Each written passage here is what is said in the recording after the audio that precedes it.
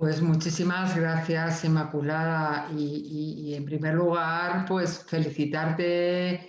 a ti y a todo el equipo de Covio, pues por el excelente trabajo que habéis realizado, que desde luego he revisado antes de parar un poco mi intervención en este seminario y desde luego que aporta muchísimo a esta visualización de la violencia económica como una violencia específica hacia las mujeres. Tanto la encuesta de carácter sociológico en la que se vincula el padecimiento de este tipo de manifestación de la violencia de género al padecimiento durante la convivencia y después de la ruptura de otras formas de violencia de género, a las propuestas que habéis hecho de buenas prácticas y al análisis un poco de la violencia económica con carácter general. Y desde luego agradeceros también que nos hayáis invitado a participar a Temis, que efectivamente prácticamente desde nuestra Constitución pues hemos reclamado una atención a esta forma de violencia específica hacia las mujeres, que como ha puesto de manifiesto afortunadamente Vicente Magro y el Tribunal Supremo, la sentencia de marzo de 2021,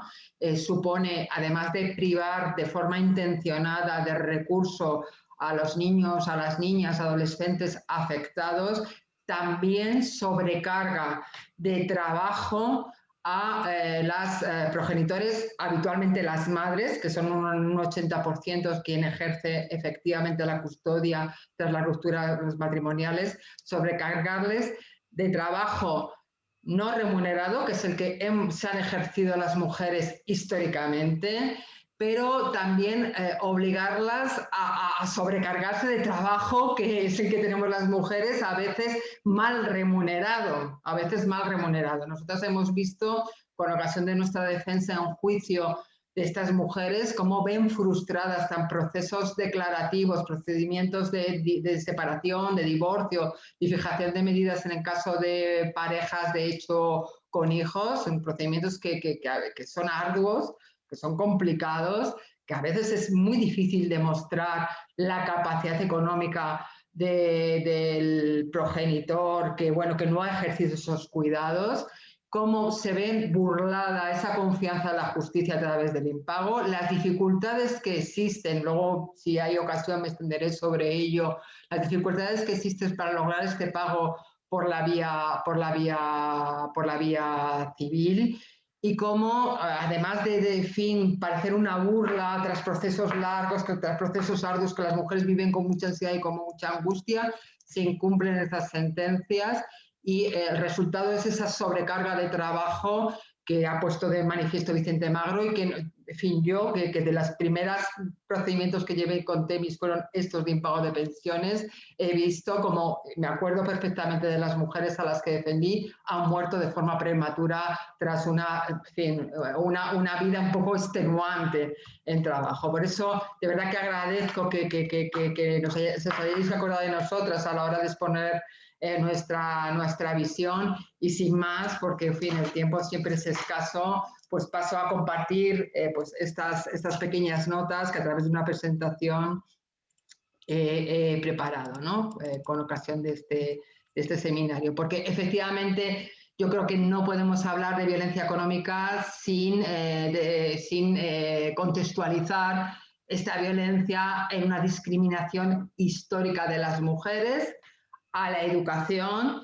a las profesiones y a los recursos económicos, excluyéndolas de, en fin, históricamente eso ha venido siendo sancionado en el ordenamiento jurídico, como denunciaban estas dos heroínas que tenemos aquí, estas dos héroes que son Concepción Arenal, que habló desde luego de la discriminación de las mujeres en el acceso a la formación y en el acceso a las profesiones, igualmente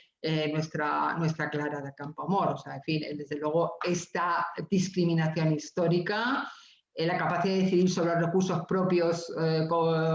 por herencia o ajenos, y esa discriminación hasta el punto de que, bueno, en fin, salía en fin, las sufragistas en fin, había una empresa asociada pues, al movimiento sufragista británico, una empresa de costura, una empresa de textil, en que una de las mujeres llamó la atención sobre el hecho de que se pagaba más por el mismo trabajo al varón que a la mujer, o sea, que era algo que estaba naturalizado. Entonces, bueno, pues es aquí donde tenemos que situar esta violencia económica, una violencia económica que ha sido el patrón en las relaciones de hombres y mujeres para, en fin, mantener esa primacía del varón, tanto en la familia como en la sociedad, con el, en fin, cortísimo paréntesis que vino, que fue subsiguiente a la aprobación de la Constitución Republicana del 1931, que si bien enunciaba como principio la igualdad y la igualdad entre cónyuges, no pudo desarrollar un corpus legislativo que implementara esas previsiones. Bien, es cierto que también tras un decaimiento de todos los derechos todos los derechos relacionados con la igualdad entre hombres y mujeres, hubo también mujeres que, en fin, más o menos próximas ideológicamente al régimen, como bueno, es Mercedes Pórnica, que veis aquí, clamaron también para que se pusiera fin a estas discriminaciones, promulgando pues, bueno, leyes que permitían acceder a determinadas profesiones, y desde luego el hito más significativo es el que impulsó Mariate, lo que veis ahí con el cartel icónico de Viva el Feminismo, una abogada madrileña que fue la principal promotora de la reforma legal que en el Año Internacional de la Mujer, proclamado por Naciones Unidas en 1975, impulsó esta eliminación de la licencia marital a que estaban obligadas las mujeres para simplemente disponer de sus propios recursos, hasta que, aunque fin, prácticamente hasta hace 40 años, hasta que se promulgó, fin, va a ser mañana 40 años que se promulgó la ley del divorcio, que también fue un hito importante en cuanto que permitió, en fin, apartó de la competencia exclusiva que había hasta entonces de los tribunales eclesiásticos las resoluciones sobre rupturas matrimoniales, sobre separación y divorcio, y puso más en pie de igualdad a los cónyuges en la administración también de los bienes comunes. Obviamente, la discriminación histórica de las mujeres, por razón también de estereotipos que, en fin, abocan a las mujeres al trabajo no remunerado en la familia y a los hombres a ser el varón sustentador, procurando recursos fuera de la familia, pues bien, las resoluciones de Naciones Unidas, los instrumentos de referencia de Naciones Unidas, como por ejemplo es la Cuarta Conferencia sobre la Mujer de Beijing y su plataforma para la acción, llama la atención sobre la eliminación de todas aquellas obstáculos que hay a la plena igualdad entre hombres y mujeres en el acceso a bienes, en el acceso a recursos y en la administración de estos recursos. Y, por ejemplo, la conferencia de Pekín enumera una serie de propuestas que algunas competen a los estados, algunos a las organizaciones supranacionales, para poner en marcha medidas legales y políticas para eliminar esta discriminación que explica el fenómeno de la violencia económica como una manifestación de violencia específica de violencia hacia las mujeres. Bien es cierto que la declaración señera paradigmática de Naciones Unidas que define y ejemplifica las formas de violencia hacia la mujer no hace alusión de forma específica y en función del resultado de esta violencia al daño económico o la privación intencionada de bienes, ahí lo veis. Pero bueno, también es cierto que cuando habla o cuando, en fin, conceptúa la violencia económica en función de ese resultado de daño físico o de daño psicológico, realmente, y se ha puesto de manifiesto en algunas resoluciones del Tribunal Supremo que han analizado este delito que voy a referirme, que es el delito de impago de pensiones, verdaderamente esta violencia económica origina también pues, sentimientos de incertidumbre, de inseguridad y un sufrimiento físico y psicológico, como en fin, vemos a diario cuando defendemos a estas mujeres, ¿no? Tampoco la ley integral, la ley del año 2004, que como bien es sabido, circunscribe su objeto a la violencia que se produce en el ámbito de la pareja o expareja, hace referencia específica como manifestación de violencia a la violencia económica. Y de hecho, luego si queréis lo vemos, o entre las competencias para la instrucción de delitos relacionados con la violencia de género no incluye el impago de pensiones, aunque sí contempla en su disposición adicional una de las que, en fin, en el estudio de Covio se denominan buenas prácticas contra la violencia de género, que es la creación y constitución del Fondo de Garantía de Alimentos.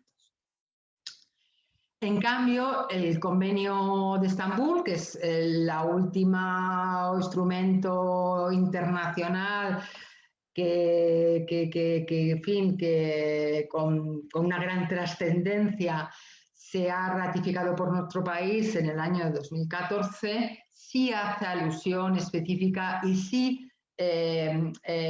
menciona este fenómeno, esta violencia económica, como una de las expresiones de esta violencia específica hacia las mujeres, en su propósito de abarcar todas las formas de violencia hacia la mujer. Y lo que es aún más importante, dejan el tejado de las instituciones, de los gobiernos, actuar contra esta violencia bajo el principio de diligencia debida y poniendo en marcha recursos y servicios que faciliten el restablecimiento de las mujeres del daño irrogado con esta violencia. Y, en fin, también pormenoriza que estas medidas deben ser de asistencia financiera, servicios de alojamiento, educación, formación y asistencia en materia de búsqueda del empleo. Las legislaciones autonómicas que se han promulgado por las distintas asambleas regionales, muchas de ellas sí contemplan esa violencia económica como parte del fenómeno de esta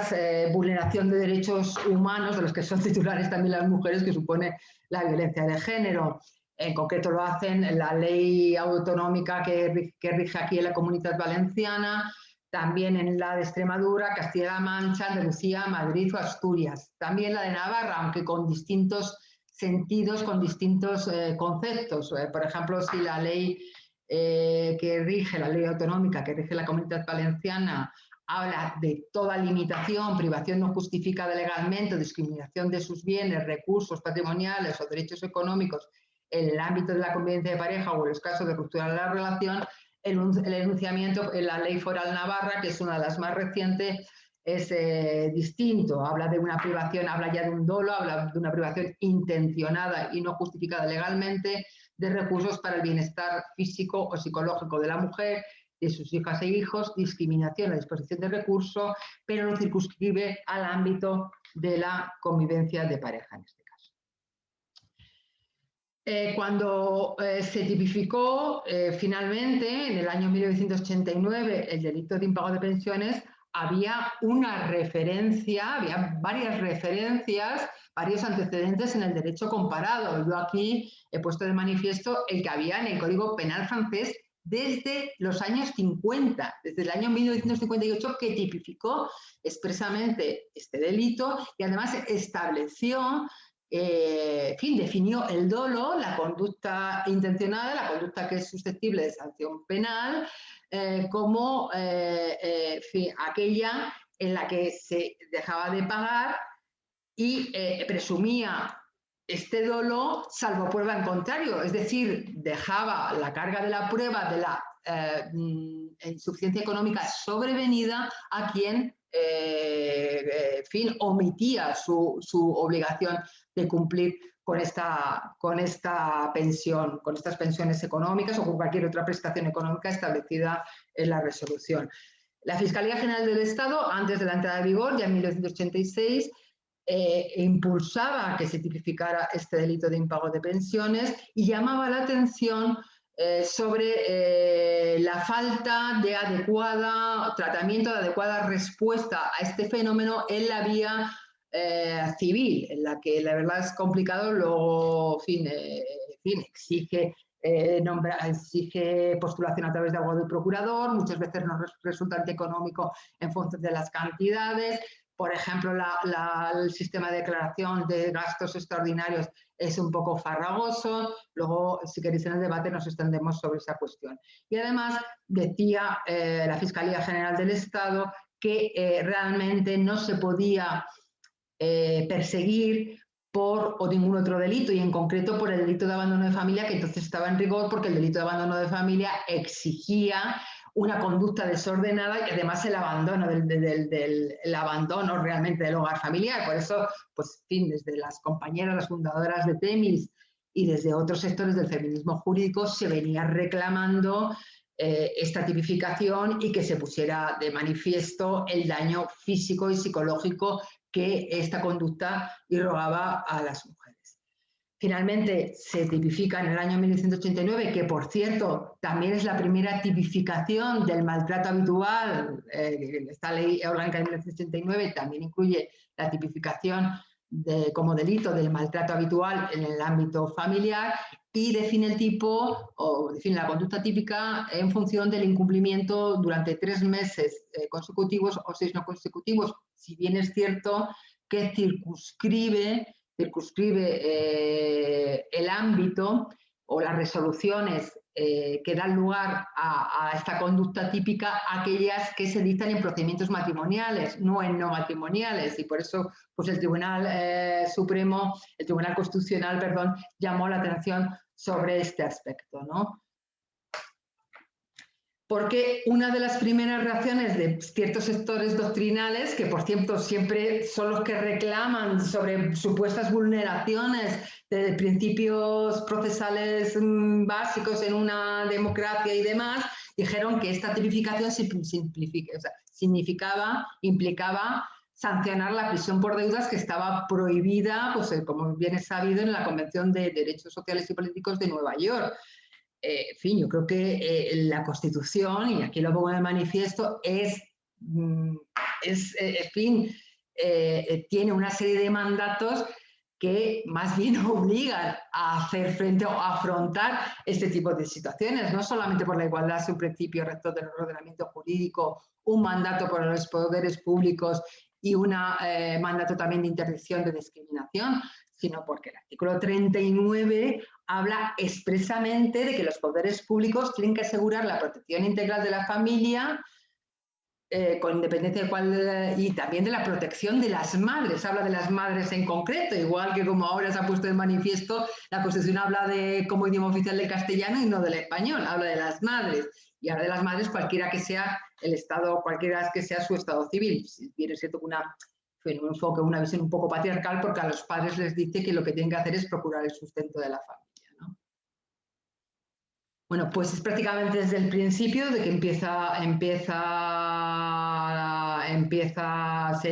se incluye en el Código Penal el delito de impago de pensiones. En el año 90, en Temis se pone en marcha un programa de asistencia jurídica a mujeres víctimas de este delito y con un triple objetivo. En primer lugar, que la mujer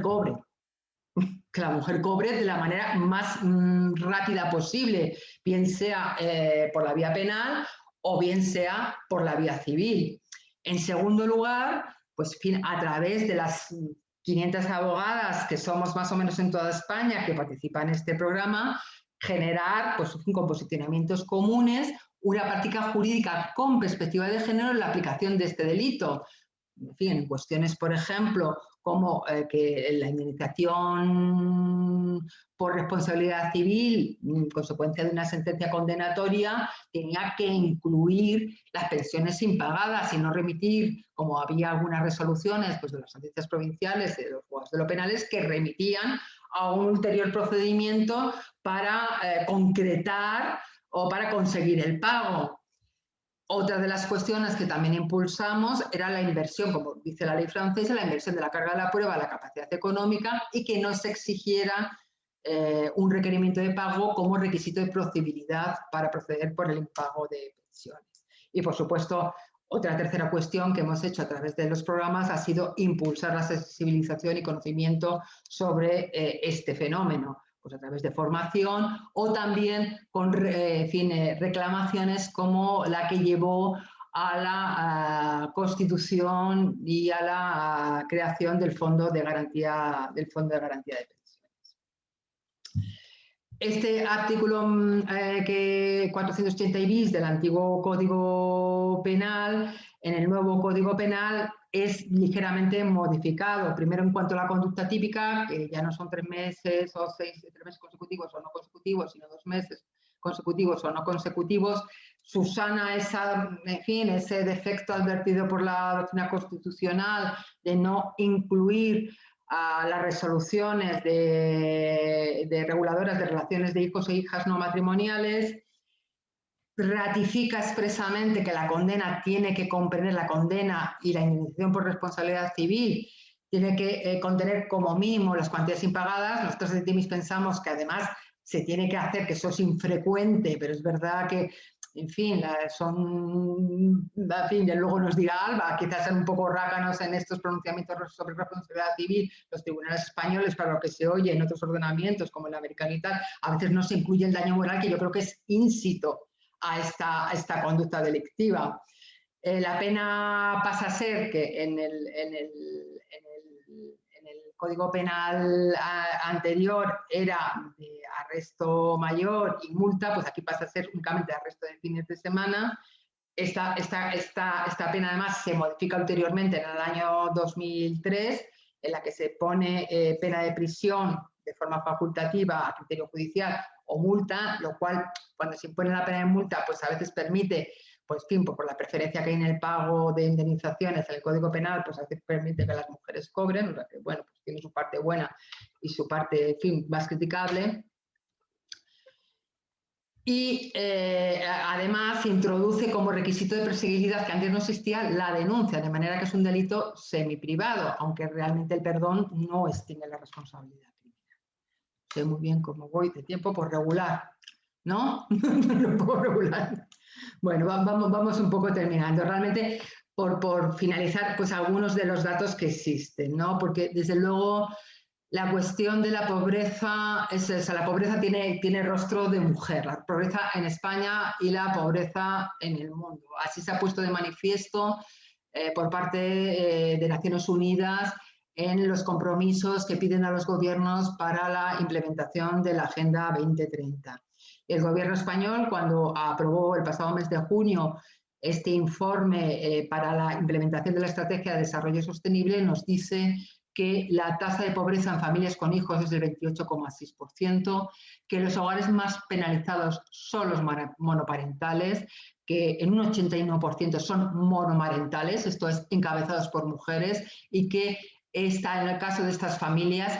prácticamente la mitad está en una situación de pobreza técnica, con lo cual yo creo que es un fenómeno que exige respuestas políticas e institucionales específicas. No existe una estadística judicial desglosada, pero, por ejemplo, la memoria de la Fiscalía General del Estado nos da algunos datos sobre cuál es la prevalencia dentro de la criminalidad del delito de impago de pensiones. Y la memoria del año 2019 nos dice que se incoaron en 2019 22.679 diligencias por impago de pensiones y que un 5% del total de los procedimientos abreviados, que es el procedimiento más frecuente en España, son por delito de impago de pensiones. Las condenas en el año 2019 pues son un poco más de la cuarta parte de las diligencias incoadas, se llega como a unos 5.800. En cuanto a las medidas sobre reparación institucional, no me voy a detener mucho porque yo creo que Inmaculada las va a abordar en su ponencia. Pero, en fin, decir que desde luego el requisito de carencia de rentas es que limita muchísimo la posibilidad de acceder al recurso, porque es que si se tiene un hijo, el límite de rentas para acceder es que se tengan 847 euros mensuales, que es una cantidad, es que está por debajo del salario mínimo. Y ya para finalizar, ¿qué propuestas hacemos desde Temis para mejorar la respuesta legal e institucional a este tipo de violencia de género? En primer lugar, creemos que, tal y como sucede con el artículo 125 sobre sustracción de menores, para visibilizar el perjuicio que origina a estos menores y además, en fin, a las mujeres a las que atendemos, desde luego les daría una percepción de trato igualitario, es que se incorpore como pena específica en el delito de impago de pensiones la de inhabilitación para el ejercicio de la patria potestad. También creemos que se tiene que dotar de más recursos y flexibilizar las condiciones de acceso al fondo de garantía de pensiones. Y más, en fin, luego el resto de las ponentes dirán su impresión. Nosotros en Temis hemos comprobado que cada vez que viene una crisis económica, las cifras de comisión, las cifras de incumplimiento de estas obligaciones se disparan. Lo vimos hace 10 años con la crisis económica y creemos que es el momento de dotar económicamente a este fondo. Incrementar el importe de los 100 euros mensuales a 200 euros, que en lugar de ser año y medio, que sean 3 años el tiempo que se pueda mantener esta prestación, que se sustituya la referencia al IPREM por la del salario mínimo interprofesional, que se amplíe además la concesión a hijos mayores de edad, que ahora mismo están excluidos, y así como a menores extranjeros sin residencia legal, y que se reduzca el plazo de resolución a 3 meses. Creemos que además se tiene que impulsar la tramitación preferente de las ejecuciones civiles y que entendemos también algunas pequeñas mejoras que tendrían que realizarse. Por ejemplo, que se exima en estos casos, en los casos de ejecuciones civiles por pensiones de alimentos y pensiones compensatorias, que se exima del pago del impuesto de actos jurídicos documentados, que se supone además incrementar los costes por la reclamación económica para el cumplimiento en vía civil, que se extienda el derecho a la asistencia jurídica gratuita a estas víctimas, no solamente a las víctimas de otras manifestaciones de la violencia de género, y también que tanto la legislación estatal como las autonómicas se recoja como manifestación típica la violencia económica y que de esta forma se posibilite el acceso a derechos económicos, ayudas y becas escolares o a cuestiones, en fin, tan obvias como el acceso preferente a la vivienda pública. Bueno, yo creo que hasta aquí este recorrido un poco a ritmo frenético sobre esta visión y, en fin, que creo que todas tenemos muchísimas ganas de oír las aportaciones de las siguientes ponentes.